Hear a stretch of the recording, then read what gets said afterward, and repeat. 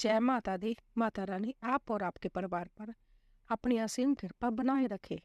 आज हम देवी भागवत पुराण के 37वें दिन की कथा में चतुर्थ स्कंद का 14वां अध्याय शुरू कर रहे हैं। बोले अम्बे मात की जय। व्यास जी बोले, मन में ऐसा सोचकर उन दैत्यों से शुक्राचार्य ने हंसते हुए कहा, हे दैत्यगण, मेरा स्वरूप बनाए हुए इस देवगुरु बृहस्पति ने तुम लोगों को ठग लिया है क्या? शुक्राचार्य मैं हूँ और यह तो देवताओं का कार्य सिद्ध करने वाले देवगुरु बृहस्पति है। हे मेरे जजमानों, इन्होंने तुम सबको अवश्य ठग लिया है, इसमें संदेह नहीं है। हे आर्यो, इनकी बातों पर विश्वास मत करो। जय पाखंडी है तथा मेरा स्वरूप बनाए हुए है। हे जजमानों, तुम लोग मेरा अनुसरण करो और इन बृहस्पति का त्याग कर दो। उनका जय वचन सुनकर और फिर उन दोनों को समान रूप वाला देखकर सभी दैत्य महान आश्चर्य में पड़ गए। पुण्य उन्होंने विचार किया कि हो सकता है जय ही शुक्राचार्य हो। इस प्रकार उन दैत्य को अंतत में सीमित देखकर शुक्राचार्य रूपधारी गुरु बृहस्पति ने भी यही बात कही, मेरा स्वरूप बनाए हुए जय देव गुरु बृहस्पति तुम सबको धोखा दे रहे हैं। जय देवताओं का कार्य सिद्ध करने के निमित्त तुम लोगों को ठगने के लिए आए हुए हैं। हे श्रेष्ठ दैत्यगण, तुम लोग इनकी बात पर विश्वास मत करो। मैंने शंकर जी से विद्या प्राप्त कर ली है और उसे तुम सबको पढ़ा रहा हूँ। इस प्रकार मैं तुम्हें देवताओं पर विजय दिला दूंगा, इसमें संदेह नहीं है। शुक्राचार्य का रूप धारण करने वाले देवगुरु बृहस्पति का यह वाक्य सुनकर उन दैत्यों को पूर्ण विश्वास हो गया कि यह ही निश्चित रूप से हमारे गुरु शुक्राचार्य है।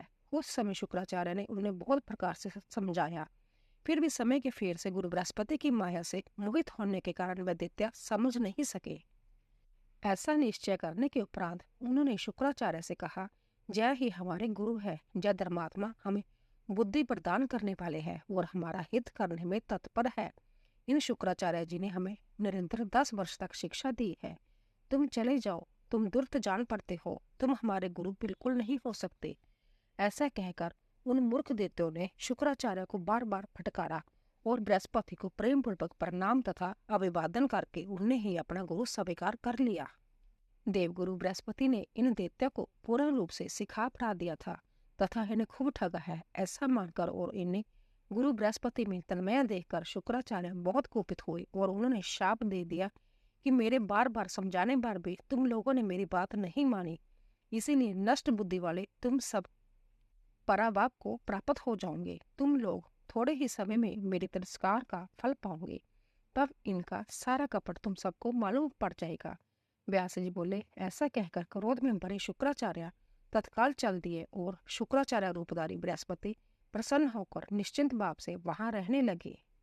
तदंतर शुक्राचार्य के द्वारा उन दैत्यों को शापित हुआ जानकर गुरु बृहस्पति तत्काल उन्हें छोड़कर अपना रूप धारण कर वहां से चल पड़े। उन्होंने जाकर इंद्र से कहा, मैंने आपका संपूर्ण कार्य बलिभांति बना दिया है। शुक्राचार्य ने उन दैत्यों को शाप दे दिया और बाद में मैंने भी उनका त्याग कर दिया।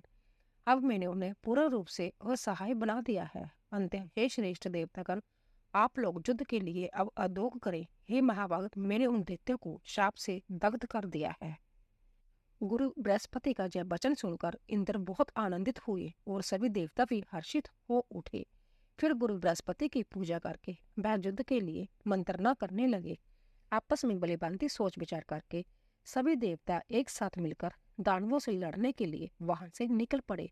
उधर महाबली देवताओं को युद्ध की तैयारी करके आक्रमण के लिए उदत तथा शुक्राचार्य रूपधारी गुरु बृहस्पति को अंतर्हित जान करके दैत्यगण बहुत चिंतित हुए।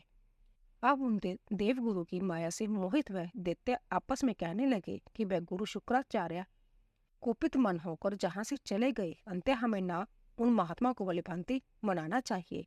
वह पापी और कपट कार्य में अंततः प्रवीण देवगुरु हमें ठग कर चला गया। अपने भाई की पत्नी के साथ अनाचार करने वाला वह भीतर से कुलषित है तथा ऊपर से पवित्र प्रतीत होता है। अब हम क्या करें और कहाँ जाएं? अंततः कुपित गुरु शुक्राचार्य को अपनी सहायता के लिए हम किस तरह हर्षित तथा प्रसन्नचित करें? ऐसा विचार करके वह सब एकजुट हुए। प्रहलाद को आगे करके व्यय से कांपते हुए वह दैत्य पुण्य भृगुपुत्र शुक्राचार्य के पास गई। वहां पहुंचकर उन्होंने मौन धारण किए हुए उन मुनि के चरणों में प्रणाम किया। तब क्रोध से लाल नेत्रों वाले शुक्राचार्य ने उनसे कहने लगे, हे जजमानो, मैंने तुम लोगों को बहुत समझाया, किंतु देवगुरु की माया से व्यामुग्ध रहने के कारण तुम लोगों ने मेरा उचित हितकर और निष्कपट वचन नहीं माना।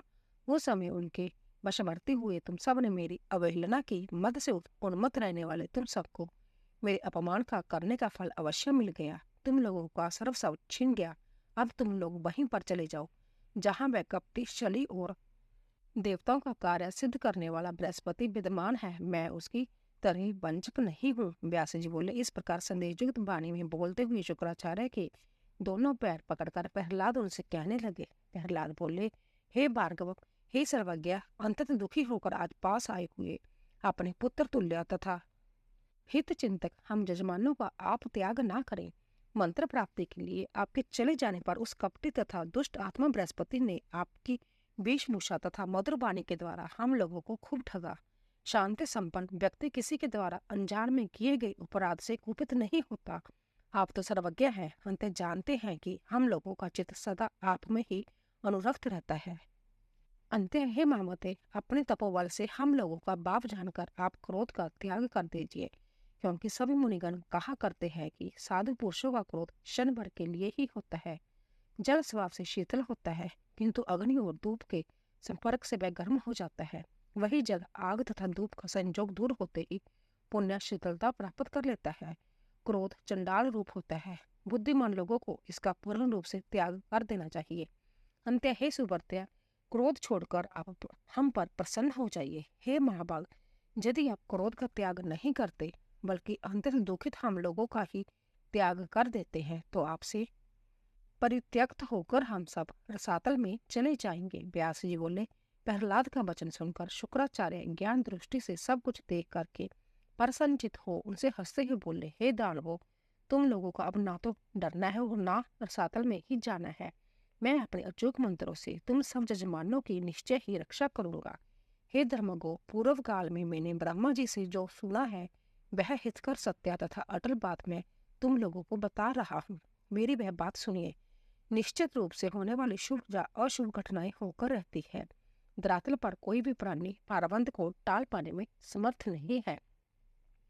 इसमें संदेह नहीं है कि तुम लोग आज समय के फेर से क्षीण वाले हो गए हो। अंत एक बार देवताओं से पराजित होकर तुम लोगों को पताल में जाना ही पड़ेगा। अब तुम लोगों का समय परिवर्तन उपस्थित हुआ है, ऐसे ब्रह्मा जी ने कहा था। कुछ दिनों पूर्व तुम लोगों ने सब प्रकार से समृद्ध राज्य सुख का भोग किया था। उस समय देवताओं पर आक्रमण करके उनके मस्तक पर चरण रखकर तुम लोगों ने देवयोग से पूरे 10 युगों तक इस दिव्य त्रिलोकी पर शासन किया था। अब आगे आने वाले सावर्णी मनवंतर में तुम्हें वह राज्य पुण्य प्राप्त होगा। तुम्हारा पौत्र बलि तीनों लोकों में विजयी होकर राज्य को पुण्य प्राप्त कर लेगा। जिस समय वामन रूप धारण करके भगवान विष्णु ने राज बलि के राज्य छीन लिया था, उस समय भगवान विष्णु ने आपके पुत्र बलि से कहा था कि हे बलि, मैंने तुम्हारा यह राज्य देवताओं की अभिलाषा पूरी करने के लिए छीना है, किंतु आगे सावर्णी मनवंतर के उपस्थित होने पर तुम इंद्र होंगे। शुक्राचार्य बोले, हे प्रहलाद, भगवान विष्णु के द्वारा ऐसा कहा गया। तुम्हारा पुत्र बलि इस समय सभी प्राणियों से अदृश्य रहकर डरे हुए की भांति गुप्त रूप से विचरण कर रहा है। एक समय की बात है, इंद्र से भयभीत बलि गंधर्व का रूप धारण करके एक सोने घर में स्थित है। तभी वहां पहुंचकर इंद्र उन बलि से बार बार पूछने लगे हैं, हे दैत्य श्रेष्ठ, आपने गंधर्व का रूप क्यों धारण किया है? आप तो समस्त लोगों का भोग करने वाले और दैत्यों के शासक हैं। हे राक्षस श्रेष्ठ, क्या गंधर्व का रूप धारण करने में आपको लज्जा नहीं लगती? तब इंद्र की वह बात सुनकर बलि ने इंद्र से यह वचन कहा, हे शतकर्तो, इसमें शोक कैसा? जैसा महान तेजस्वी भगवान विष्णु ने मत्स्य और कच्छप का रूप धारण किया था, उसी प्रकार मैं भी समय के फेर से गंधर्व रूप से स्थित हूँ। जिस प्रकार तुम ब्रह्मा हत्या से दुखी होकर कमल में छिपकर पड़े रहे, उसी तरह मैं भी आज गंधर्व का रूप धारण करके स्थित हूँ। हे पाक शासन देव के अधीन रहने वालों को क्या दुख और क्या सुख।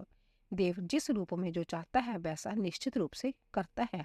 शुक्राचार्य बोले, इस प्रकार बलि और देवराज इंद्र ने उत्तम बातें करके परम संतुष्टि प्राप्त की और इसके बाद वह अपने अपने स्थान को चले गए। जहाँ मैंने तुमसे परबंध बलवान का बलिभांति वर्णन किया है। देवताओं, असुरों और मानवों से जो संपूर्ण जगत देव के अधीन है। 15वां अध्याय। व्यास जी बोले, उन महात्मा शुक्राचार्य का यह वचन सुनकर राजकुमार प्रहलाद अत्यंत हर्षित हुए। पारबंद को बलवान मानकर प्रहलाद ने उन दैत्य से कहा, युद्ध करने पर भी विजय कभी नहीं होगी। तदंतर विजय की अभिलाषा रखने वाले उन दानवों ने अभिमान से चूर होकर कहा, हमें तो निश्चित रूप से संग्राम करना चाहिए। देव क्या है इसे हम लोग नहीं जानते। हे दानेश्वर, उद्यम रहित लोगों के लिए ही देव प्रदान होता है।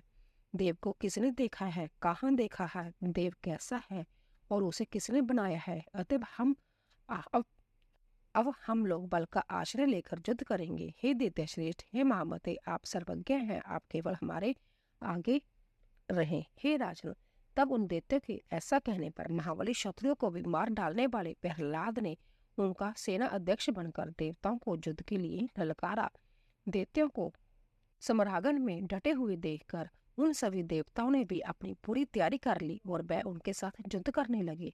तदंतर इंद्र और प्रहलाद का वह भीषण संग्राम पूरे 100 वर्षों तक होता रहा। वह युद्ध मुनियों को विस्मित कर देने वाला था। हे राजन, शुक्राचार्य के द्वारा संरक्षित प्रहलाद आदि प्रदान दैत्यों ने उस हो रहे महायुद्ध में विजय प्राप्त की। तब इंद्र ने गुरु बृहस्पति के वचन अनुसार संपूर्ण दुखों को दूर करने वाली, मुक्ति देने वाली तथा परम कल्याण स्वरूपिणी भगवती का मन ही मन स्मरण किया।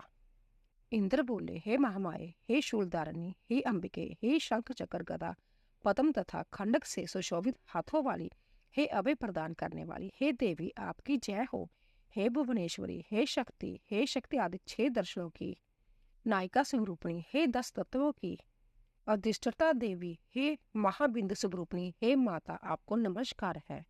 हे महाकुंडलिनी स्वरूपे, हे सचिनानंद स्वरूपिणी, हे प्राण अग्नोत्री विद्ये, हे दीप शिखात्मिके, हे अनमय मनमय प्राणमय विज्ञानमय आनंदमय पंच कोशों में सदा विराजमान रहने वाली, हे पुच्छ ब्रह्मा स्वरूपिणी, हे आनंद के लिए सभी उपनिषदों द्वारा स्तुत हो। हे माता आपको नमस्कार है। हे माता, आप हम पर प्रसन्न होने की कृपा करें और प्रफुल्लित मुखमंडल वाली हो जाएं। हे जननी, दैत्यों से पराजित हम निर्बलों की रक्षा कीजिए। हे देवी, एकमात्र आप ही हमें शरण प्रदान करने वाली हैं। आप संसार में प्रमाण स्वरूपा हैं। हे समस्त पराक्रमों से युक्त भगवती, हम लोगों का दुख दूर करने में आप पूर्ण समर्थ हो। जो भी आपका ध्यान करते हैं वह परम सुखी हो जाते हैं और आपकी उपासना न करने वाले दूसरे लोग दुखी तथा शोक और भय से युक्त रहते हैं। मोक्ष की अभिलाषा रखने वाले, अहंकार शून्य तथा आसक्ति रहित संत लोग संसार सागर के असीम जल को पार कर लेते हैं। हे देवी, हे विश्व जननी, आप प्रस्थित प्रभाव वाले हैं। भक्तों की रक्षा के लिए आप प्रकट हो जाते हैं। आप भक्तजनों का दुख दूर करने में समर्थ्य प्रताप वाली है। इस संपूर्ण जगत का संहार करने के लिए आप काल स्वरूपिणी है। हे अम्बे, कौन मंदबुद्धि प्राणी आपका चरित्र जान सकता है। ब्रह्मा विष्णु महेश, सूर्य इंद्र जम वरुण अग्नि वायु निगम आगम तथा महातपस्वी मुनिगण भी आपकी अनुपम महिमा को जानने में समर्थ नहीं है। हे गोमी, जो आपकी भक्ति में तत्पर है वह ही परम धन्य है और संसारिक दुखों से मुक्त होकर सुख के लिए सौंदर्य में डूबे रहते हैं। किंतु जो लोग आपकी भक्ति भावना से वंचित है वह जन्म मरण रूपी तरंगों वाले दुख में भवसागर को कभी भी पार नहीं कर सकते। जिन भाग्यशाली लोगों के ऊपर स्वच्छ चवर डुलाई जा रही है, जो हास विलास का सुख भोग रहे हैं तथा जो सुंदर जानों पर सवारी कर रहे हैं, उनके विषय में मैं तो यही सोचता हूँ कि उन्होंने पूर्व जन्म में अनेक विध पूजन उपाचारों से निश्चय ही आपकी पूजा की है। पूजित होते हुए जो लोग उत्तम हाथियों पर विराजमान रहते हैं, जो रमणियों के साथ आमोद प्रमोद में संलग्न है और जो विनम्र सामतों के साथ चलते हैं, मैं मानता हूँ कि उन्होंने अवश्य ही आपकी पूजा की है। व्यास जी बोले, तब इंद्र के इस प्रकार स्तुति करने पर भगवती विश्वेश्वरी तुरंत प्रकट हो गई। उसी समय वह सिंह पर बैठी हुई थी। वह 4 भुजाओं से युक्त थी। उनके शंख चक्र गदा पद्म धारण कर रखा था। उनके नेत्र सुंदर थे। वह लाल वस्त्र पहने हुए थी और वह देवी दिव्य मालाओं से विभूषित थी। प्रसन्न मुखमंडल वाली भगवती ने उन देवताओं से कहा, हे देवताओं, आप लोग व्यय का त्याग कर दो। अब मैं आप लोगों का कल्याण अवश्य करूंगी। तब ऐसा कहकर सिंह पर सवार वह परम सुंदर भगवती तुरंत वहां चली पड़ी जहां अभिमानी दानव विद्यमान थे। प्रहलाद आदि सभी प्रमुख दानव भगवती को सामने स्थित देखकर भयभीत हो आपस में कहने लगे कि अब हमें क्या करना चाहिए। संभवतः जय चंडिका भगवान नारायण से मिलकर जहाँ आई है, इसी ने महिषासुर का बध गया था तथा चंड मुंड का विनाश किया था, जिसने पूर्व काल में अपनी वक्र दृष्टि से मधु केटव का भी संहार कर डाला था। वह अंबिका हम सबको अवश्य मार डालेगी। इस प्रकार उन्हें चिंता से व्याकुल देकर प्रहलाद उनसे कहा, हे श्रेष्ठ दानवों, इस समय हमें युद्ध नहीं करना चाहिए, बल्कि भागकर जहाँ से चले जाना चाहिए। तब भागने की चेष्टा करने वाले उन दैत्यों से निमुची ने कहा, जय जगन माता भगवती कुपित होकर शास्त्रों से हम लोगों का सहार अवश्य कर देगी। इसके बाद उसने प्रहलाद से कहा, हे महाभाग, आप ऐसा उपाय करें जिससे हम लोगों को दुख न मिले। उन भगवती की स्तुति करके उनकी आज्ञा से हम लोग इसी क्षण पताल के लिए प्रस्थान कर दें। प्रहलाद बोले, सृष्टि पालन और सहार करने वाले सभी प्राणियों की माता तथा भक्तों को अवयदान प्रदान करने वाली शक्ति स्वरूपा भगवती महामाया की मैं स्तुति करता हूँ। व्यास जी बोले, ऐसा कहकर परमारथ बेता विष्णु भक्त प्रहलाद दोनों हाथ जोड़कर जगजननी भगवती की स्तुति करने लगे, जिनमें जो संपूर्ण चराचर जगत माला में सर्प की भांति प्रतीत हो रहा है। सबकी अधिष्ठान स्वरूपा उन्हें ह्रीम मूर्ति धारणी भगवती को नमस्कार है। यह स्तंभर जगात्मक संपूर्ण विश्व आप में ही उत्पन्न है। जो दूसरे करता है वह तो निमित्त मात्र है, क्योंकि वह भी आपके बनाए हुए है। हे देवी, आपको नमस्कार है। हे महामाया, आप सभी प्राणियों की जननी कही गई है। संभव आपके ही द्वारा बनाए गए देवताओं और दैत्यों में आपका जो कैसा भेदभाव, पुत्र अच्छे हो अथवा बुरे, उनमें माता का कैसा भेदभाव, उसी प्रकार देवताओं और हम दैत्यों में आपको इस समय भेदभाव नहीं करना चाहिए। हे माता, दानव चाहे जिस किसी भी प्रकार के हो, किंतु वह आपके ही पुत्र है, क्योंकि आप पुराणों में विश्व जननी बताई गई है। वह देवता भी तो निश्चित रूप से वैसे ही स्वार्थी है जैसे हम दैत्यगण। देवताओं को और दैत्यों में अंतर नहीं है, जब भेद केवल मोहन जनित है। जैसे हम लोग धन स्त्री आदि के भोगों में दिन रात आसक्त रहते हैं, वैसे ही देवता भी तो विषय भोगों में लीन रहते हैं। अंत्य हे देश्वरी, असुरों और देवताओं में भेद कैसा? वह भी कच्छप जी की संतान है और हम भी उन्हीं कच्छप जी से उत्पन्न हुए हैं। हे माता, ऐसी स्थिति में हमारे प्रति आपके मन में यह विरोध भाव कैसे उत्पन्न हो गया? हे माता, जब वो सब की उत्पत्ति में आप ही मूल कारण है, तो इस प्रकार भेद करना आपके लिए उचित नहीं है। देवताओं तथा हम दैत्यों में आपको समान व्यवहार रखना चाहिए। गुणों से संबंध होने के कारण ही संपूर्ण देवता तथा दैत्य उत्पन्न हुए हैं। तब गुणों से युक्त केवल वह देहधारी देवता ही आपके प्रिय क्यों है? काम, क्रोध और लोभ सभी प्राणियों के भीतर सदा विद्यमान रहते हैं। अंत कौन व्यक्ति विरोध भाव से शून्य रह सकता है? मैं तो समझता हूँ कि अपने विनोद के लिए आपने ही युद्ध देखने की इच्छा से निश्चय ही हम दैत्यों तथा देवताओं के बीच भेद उत्पन्न करके यह विरोध भाव पैदा कर दिया है। अन्यथा हे अनगे, वायु में परस्पर विरोध कैसा? हे चामुंडे, यदि आप दैत्यों तथा देवताओं में कलेश देखना ना चाहती हो तो यह विरोध भाव नहीं होता। हे धर्मज्ञ, मैं धर्म को जानता हूँ और इंद्र को भी बलिभांति जानता हूँ। तथापि हे देवी, भोग के लिए हम लोगों के बीच कलेश सदा से होता रहा है। हे अंबिके, आपके अतिरिक्त संसार में कोई भी एक शासक नहीं है। कौन बुद्धिमान प्राणी किसी लोभी की बात पर विश्वास करेगा? किसी समय की बात है, देवताओं और असुरों ने मिलकर इस समुद्र का मंथन किया था, किंतु विष्णु ने अमृत रतन के विभाजन में छल पूर्वक देवताओं और असुरों में भेदभाव किया। आपने पालन कार्य के लिए विष्णु को जगत गुरु बनाया है, किंतु उन्होंने लोभवश दिव्या सुंदरी लक्ष्मी को संभ्या अपना लिया। उसी प्रकार विष्णु ही इच्छा से इंद्र ने ऐरावत हाथी, पारिजात कामधेनु तथा उच्च श्रवा घोड़े को ले लिया तथा अन्य देवताओं ने शेष सब कुछ ग्रहण कर लिया। इस प्रकार का अन्याय करके देवता साधु बन गए। यदि आप धर्म का लक्षण देखें तो उससे ज्ञात हो जाएगा कि देवता निश्चित रूप से अन्यायी है। महाअभिमानी विष्णु ने ऐसे अन्यायी देवता को उच्च स्थानों पर प्रतिष्ठित किया। इसके विपरीत दैत्यगण पराभूत हुए। अब आप ही धर्म का लक्षण देख लीजिए। धर्म कहाँ है? धर्म का स्वरूप कैसा है? कैसा कार्य हुआ है? और साधुता कहाँ है? अब मैं किसके आगे अपनी बात कहूँ? मीमांसिक मत तो प्रसिद्ध ही है। मीमांसक निरीश्वरवाद का समर्थन करते हैं। न्यायिक विधान युक्तिवाद के ज्ञाता और वैदिक विधान विधि के ज्ञाता कहे गए हैं। कुछ लोग विश्व को सकृतक मानते हैं। उनमें कुछ लोग विश्व की रचयिता पुरुष को और कुछ लोग प्रकृति को बताते हैं।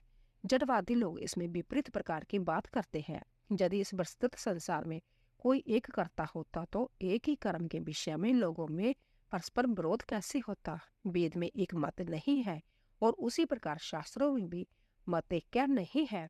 उन वेदों के वचन में एक भी एक वाक्यता नहीं है, क्योंकि यह समस्त स्थावर जंगात्मक जगत ही स्वार्थ परायण है। संसार में कोई भी ना तो निष्प्रय हुआ है और ना ही होगा। च- चंद्रमा ने जानबूझकर अपने गुरु बृहस्पति के बारह का बलपूर्वक हरण कर लिया। उसी प्रकार धर्म का निर्णय जानते हुए भी इंद्र ने महर्षि गौतम की पत्नी के साथ अनाचार किया। देवगुरु बृहस्पति ने अपने छोटे भाई की गर्भवती भार्या के साथ रमण किया और गर्भस्थ शिशु को शाप दे दिया तथा उसे अंधा बना दिया। हे अंबिके, सत्व संपन्न होते हुए भी विष्णु ने बलपूर्वक सुदर्शन चक्र से निअपराध राहु का सिर काट लिया। मेरा पुत्र बलि धर्मात्मा में श्रेष्ठ, वीर, सत्यव्रत में संलग्न रहने वाला, यज्ञकर्ता, महादानी, शांत, सर्वज्ञ तथा सबका सम्मान करने वाला था। पूर्व काल में कपट ज्ञानी विष्णु ने वामन का रूप धारण करके उस बलि के साथ भी छल किया और उसका सारा राज्य छीन लिया। फिर भी विद्वान लोग देवताओं को धर्मनिष्ठ कहते हैं और चाटुकारिता पूर्ण वचन बोलते हैं कि धर्मवादी होने के कारण ही देवता विजय को प्राप्त हुए। हे जग जननी, जय सब सोच समझकर आप जैसा चाहे वैसा करे। सभी दानव आपकी शरण में है, अब आप उनका संहार करे अथवा उनकी रक्षा करे। श्री देवी बोली, हे दानवों, तुम सब लोग पाताल चले जाओ और वहां पर निर्भय तथा शोक रहित होकर इच्छा अनुसार निवास करो। अभी तुम लोगों को समय की प्रतीक्षा करनी चाहिए। वह काल ही अच्छे या बुरे कार्य में कारण बनता है। परम संतोषी लोगों की सभी जगह सदा सुख ही सुख है, किंतु लोभ युक्त मन वाले लोगों की तीनों लोगों का राज्य मिल जाने पर भी सुख नहीं प्राप्त होता। सतयुग में भी नानाविध भोगों के रहते प्रबल कामना वाले लोगों का सुख कभी पूरा नहीं हुआ। अंत सभी देते मेरी आज्ञा मानकर इस पृथ्वी को छोड़कर अभी पाताल चले जाओ और वहां निष्पाप होकर रहे। व्यास जी बोले, भगवती का यह वचन सुनकर सभी दानवों ने ठीक है ऐसा कहकर उन्हें प्रणाम किया और उनकी शक्ति से रक्षित होकर वे वहां से चल पड़े। फिर भगवती अंतर्धान हो गई और देवता अपने अपने लोक को चले गए। उस समय सभी देवता तथा दानव बैरभाव छोड़कर रहने लगे। जो मनुष्य ऐसे संपूर्ण कथा को सुनता अथवा कहता है वह सभी दुखों से मुक्त होकर परम पद प्राप्त कर लेता है। तो दोस्तों, इसी तरह 15वां अध्याय पूरा हुआ। बोली अम्बे मात की जय। दोस्तों, अगर आपको हमारी कथा पसंद आ रही हो, प्लीज जाने से पहले कमेंट बॉक्स में जय माता दी अवश्य लिखिए। आप सभी का धन्यवाद।